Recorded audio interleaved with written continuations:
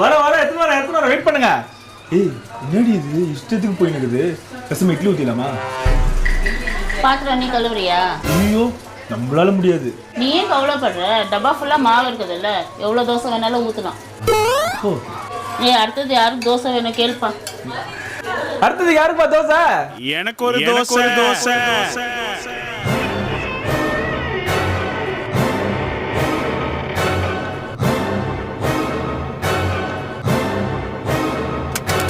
May I come in?